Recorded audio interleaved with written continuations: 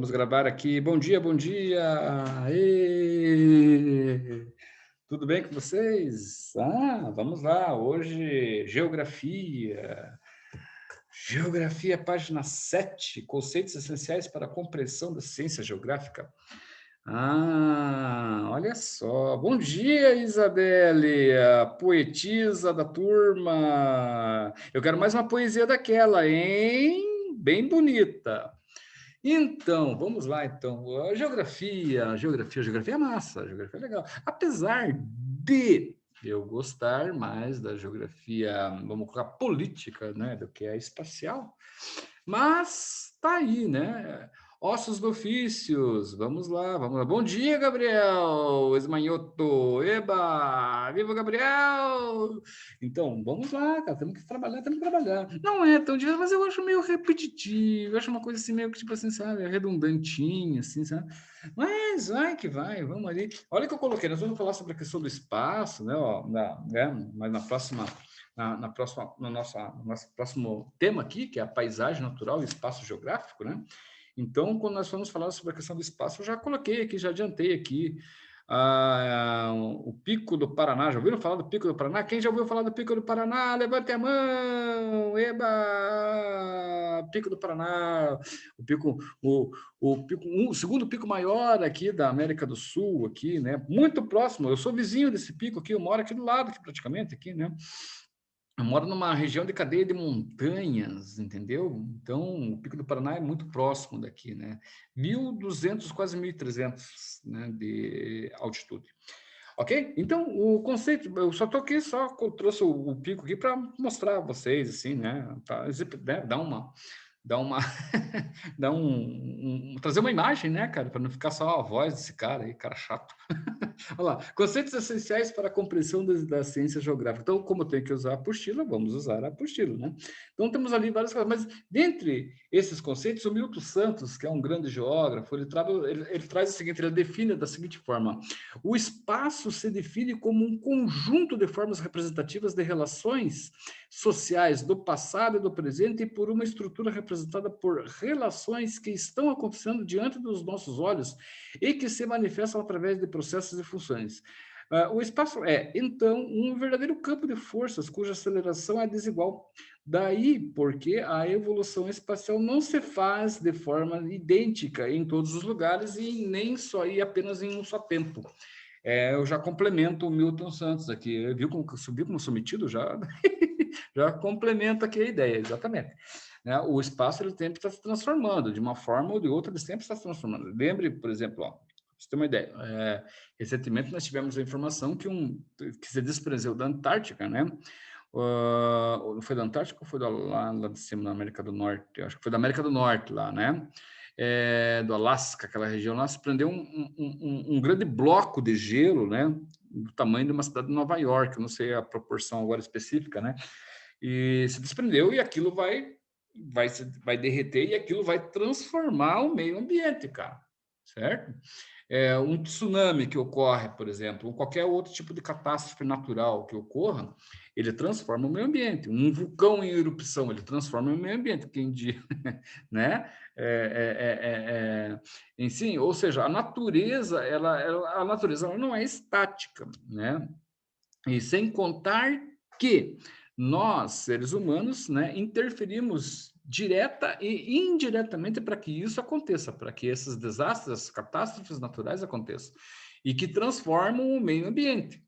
Né? Então, por exemplo, né, Pompeia, né, soterrada por o quê? Pela larva do vulcão, certo? Né? Depois, quando você, né, resgata o passado arqueologicamente, você vê que tinha uma cidade ali, tinha vida ali, né? Diferente, né? É diferente, não. E tinha vida ali, que as coisas, né, aconteciam, né, num cotidiano como o nosso, mas de repente a larva do vulcão transforma tudo aquilo lá, né? Se não fosse a arqueologia ou o interesse pela história, talvez aquela cidade de Pompeia ainda estivesse ali debaixo de outra cidade, certo?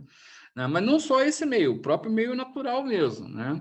Como, eu não sei, aqui, deixa eu perguntar para vocês que são uns queridões aqui, me conta uma coisa, vocês já tiraram uma onda, assim, já tiraram uma pira, assim, em fazer trilha? Conhecem já algum lugar assim? Vocês são novos, né? Mas às vezes foram com os pais, assim, alguma coisa. Já piraram, já curtiram essa aí? Digam para mim lá, respondam para mim no chat ali enquanto eu vou falando, enquanto eu vou mentindo para vocês aqui. Olha lá, já teve a resposta lá. Vamos ver o que nós temos aqui. Olha lá, ó. Pior que não! Pode crer! Mas tem que tirar essa onda, cara. Pô, você vai ver que pira que é a parada, cara. Sair dar um rolê, ó. Pensa aqui, ó. Deixa eu ver quem que me respondeu ali. O Gabriel. Aqui, ó. Mas em um dos clubes, em torneio, o Boi caiu. Quem que foi no meu... Ah, o Gabriel Esmanhoto. Pode crer, Gabriel. Morro do Boi. Ah, mas o Morro do Boi ali, eu subo com uma perna só.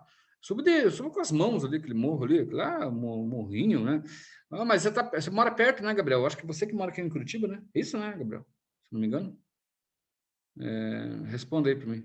Isso, então. Ô, Gabriel, pô, cara, tem altos lugares aqui. Eu moro do lado aqui do Morro do Canal, já ouviu falar, cara? Pô, lugar massa muito louco aqui.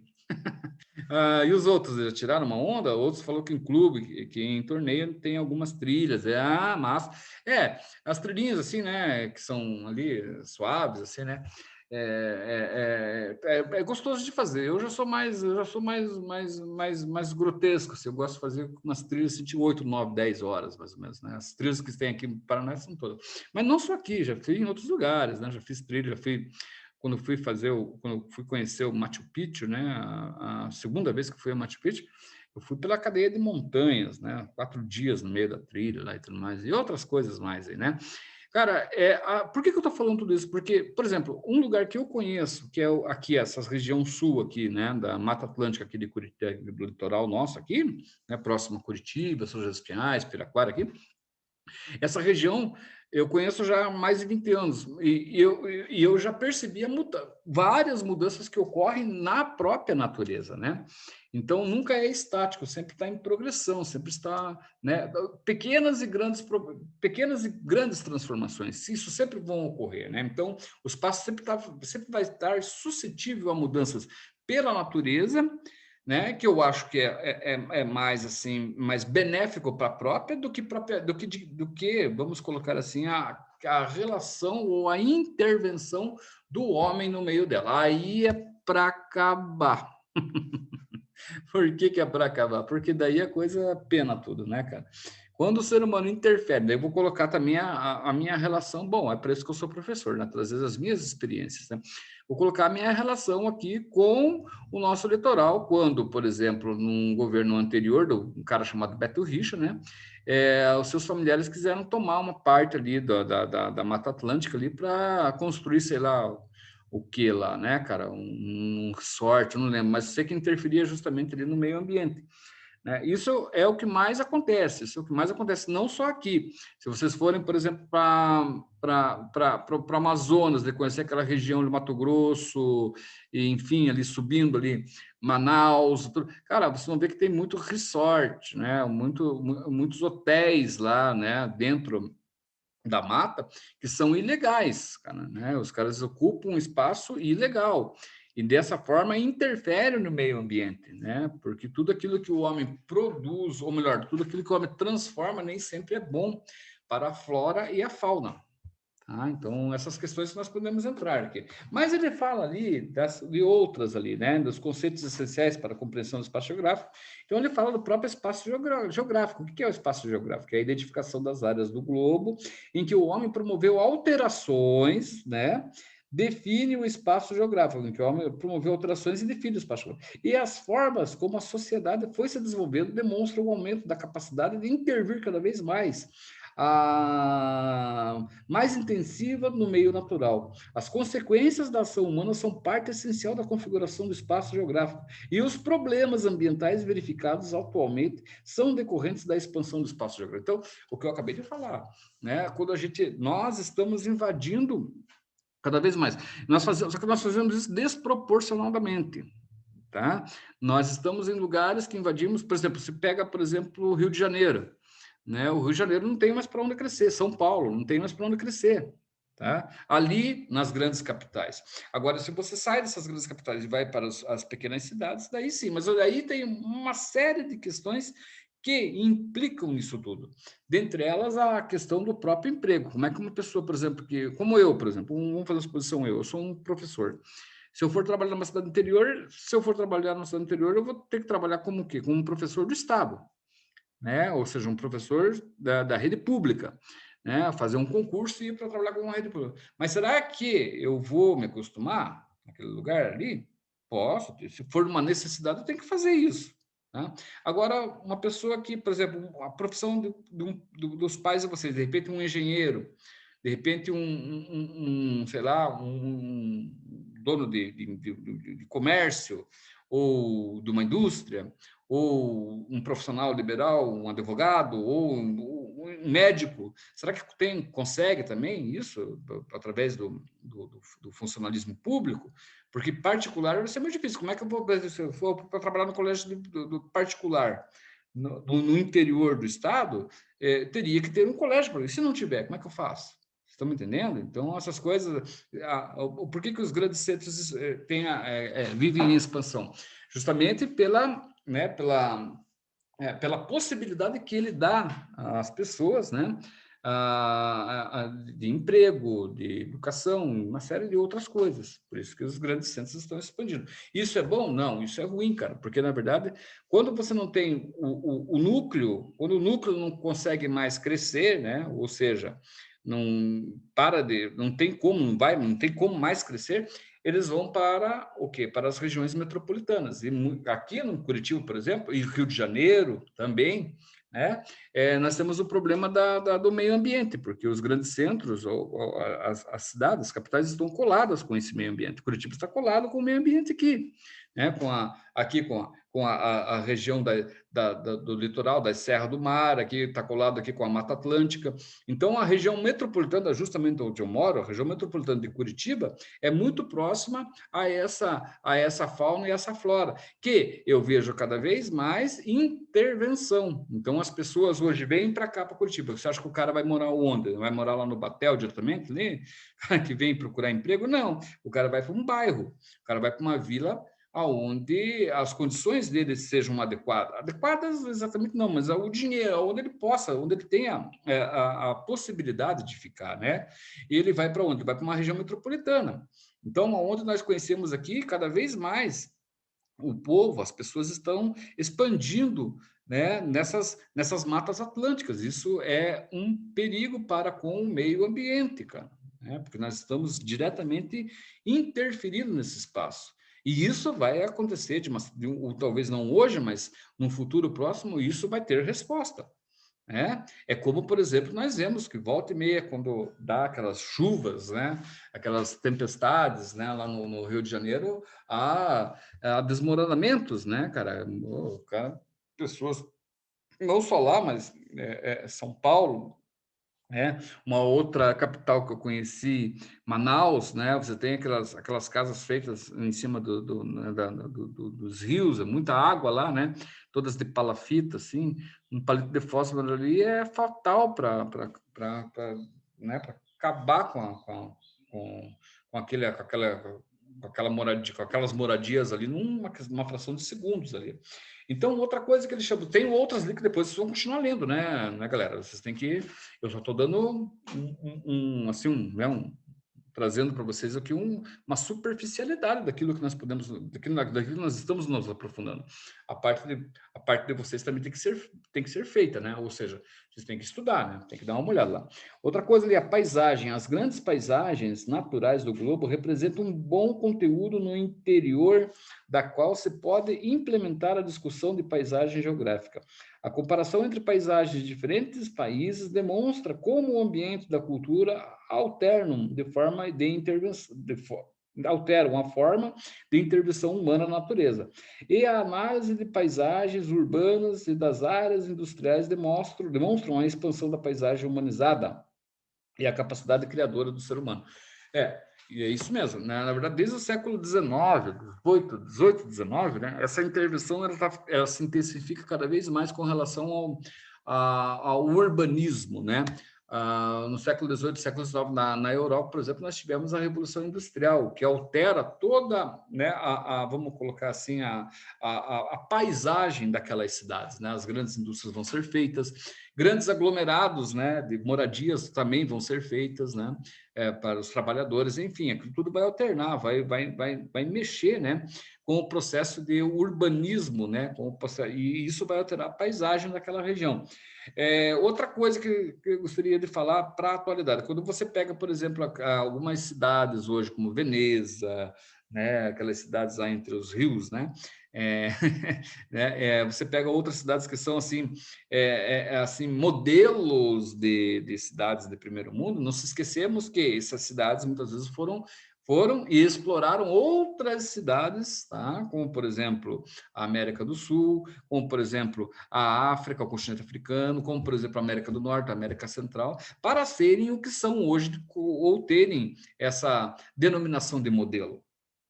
Estão entendendo? Então, é fácil você tomar do outro e falar assim, olha como vivemos bem aqui, né? Mas de onde vem essa benfeitoria tudo, né? Muitas vezes vem da exploração de outros, cara.